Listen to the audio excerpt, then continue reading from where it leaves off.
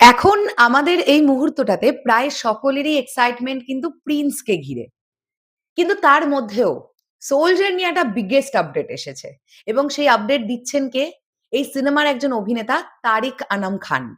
Recently Jamuna টিভির তরফ থেকে একটা ছোট্ট ইন্টারভিউ সেশন এসেছে, যেখানে তারিক আনাম খান সোলজার সম্পর্কে অনেক কিছু বলছেন। মেগাস্টার শাকিব খানের সঙ্গে তার কাজ করে কেমন লাগলো, শুটিং এর কিছু এক্সপেরিয়েন্স সবটা শেয়ার করছেন। আমরা এই বিষয়টা নিয়ে কথা বলবো।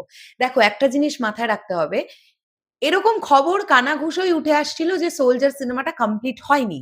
হ্যাঁ, আমার কাছে এরকম আপডেটই আছে যে কিছু কাজ, যেমন গানের শুট, অল্প কিছু ফাইটের শুট, এগুলো বোধহয় বাকি আছে 'সোলজার' এর। কিন্তু 'সোলজার' টিম কিন্তু অনেকখানি কাজ এগিয়ে ফেলেছে।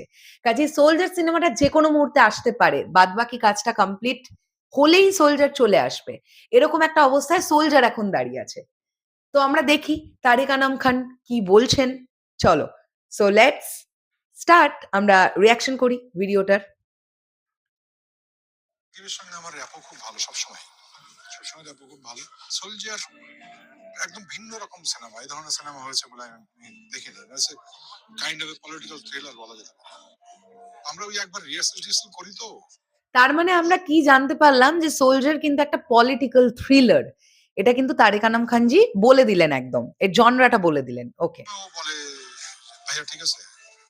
তারপরে আমি জিজ্ঞেস করি কি আমার কিসের মধ্যে না ঠিক আছে। ওটা কি ওইটা? মানে 2025 খানে আমি বলবো যে আগে থেকে একটা সিনেমাটা কিন্তু একটু ঘুরে গেছে। এখন কিন্তু আগে সেই মোটা দাগের গল্প থেকে একটু গল্পটা কিন্তু এখন একটু বুঝে শুনে বানাতে হয়। কারণ মানুষের হাতে মোবাইল আছে, মোবাইলে কিন্তু তারা বিভিন্ন দেশের কন্টেন্ট দেখে।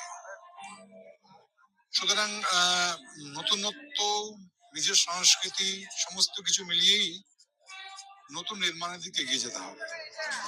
হ্যাঁ, নতুন বছরে এগিয়ে যেতে হবে। পুরোনো বছরে আহ, আশার আলো যে একেবারে ছিল না তা না। আমি নামগুলো বললাম না।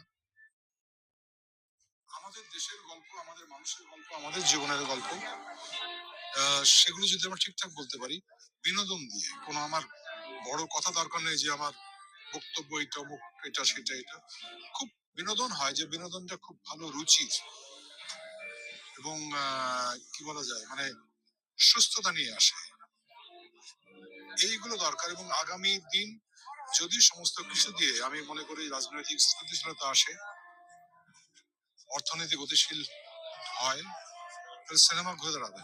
আমি দৃঢ়ভাবে বিশ্বাস করি। আমার সিনেমার এটার সঙ্গে এক্সপিরিয়েন্স খুব ভালো, বিশেষ করে ডিরেক্টর, তার team, Shakib Fahad and team is very good.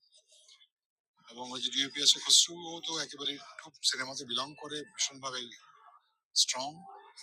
সাকিবের সঙ্গে আমার র্যাপও খুব ভালো সবসময়। সবসময় র্যাপও খুব ভালো। আমরা ছবির আগেও কথা বলেছি বিভিন্ন বিষয় নিয়ে, ছবির গল্প, ক্যারেক্টার অ্যাটিটিউড কি, বিভিন্ন বিষয়ে কথাবার্তা বলেছি এবং ও বেশ ভালোভাবে গ্রহণ করে সব। এইটাও খুব বড় গুণ বলে আমি মনে করি।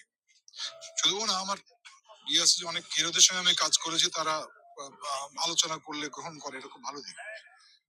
সোলজার একদম ভিন্ন রকম সিনেমা। এই ধরনের সিনেমা হয়েছে বলে আমি দেখিনি। It's a kind of a political thriller বলা যেতে পারে। এবং আমি আশাবাদী সিনেমাটা ভালো হবে এবং ওই যত্ন নিয়ে বানানোর চেষ্টা করছি, খুব যত্ন নিয়ে বানানোর চেষ্টা করছি। কোনো কম্প্রোমাইজ এখনো পর্যন্ত আমি পাইনি, আমি যতটুকু কাজ করেছি। বাকি আমার ছাড়া তো অনেক কাজ আছে, সেই কাজগুলো কিভাবে হচ্ছে আই ডোন্ট নো, আছে ইনশাআল্লাহ ভালো হবে। আমরা ওই একবার রিহার্সাল করি তো, ওই সময় ও বলে, ভাইয়া ঠিক আছে?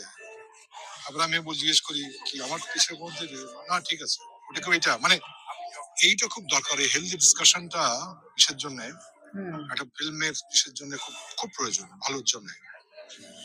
এবং আমার সঙ্গে খুব বেশি সিন ছিল না, খুব কম, কিন্তু যে কটা সিন আছে খুব প্রাণবন্ত আমরা ডিসকাস করেছি, আগে রিহার্সাল করেছি এবং সে সময় দিয়ে কাজ করেছি। That's quite good.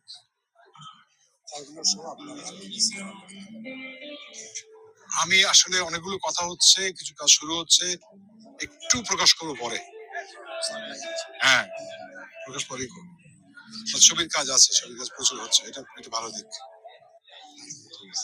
তাহলে আমরা দেখতে পেলাম কি, তারেক আনাম খান তিনি কিন্তু 'সোলজার' নিয়ে অনেক কিছুই বললেন। আ মেগাস্টার শাকিব খানের সঙ্গে তার রিহার্সাল এর কথা বললেন এবং তিনি বললেন যে শাকিব ফাহাদ এবং তার টিম ভীষণ ভালো। এটা একটা পলিটিক্যাল থ্রিলার জনরার সিনেমা। বাংলাদেশে এরকম কাজ আগে হয়নি। তো অনেকগুলো কথা তিনি বললেন এবার দেখবার ব্যাপারে এটাই যে 'সোলজার' সিনেমাটা কবে আসে। তবে হ্যাঁ, চলে যাওয়ার আগে একটা কথাই বলি আমি, যেটা আমাদের অনেকেরই একটা ধারণা হয়ে থাকে যে যেহেতু 'সোলজার' ঈদ ছাড়া রিলিজ হবে এরকম কথা হয়েছিল। কাজেই সিনেমাটার বাজেট খুব ছোট্ট, এরকম কিন্তু নয়। সিনেমাটার বেশ ঠিকঠাক একটা বাজেট এবং সিনেমাটার গল্পটা খুব জোরদার একটা গল্প। আ যখনই আসবে বক্স অফিসে খুব ভালো পারফর্ম করা উচিত এই সিনেমাটার। চলো, শেষ করলাম ভিডিওটা। তোমাদের কাছে কেমন লাগলো অবশ্যই কমেন্ট করে জানিও। টাটা।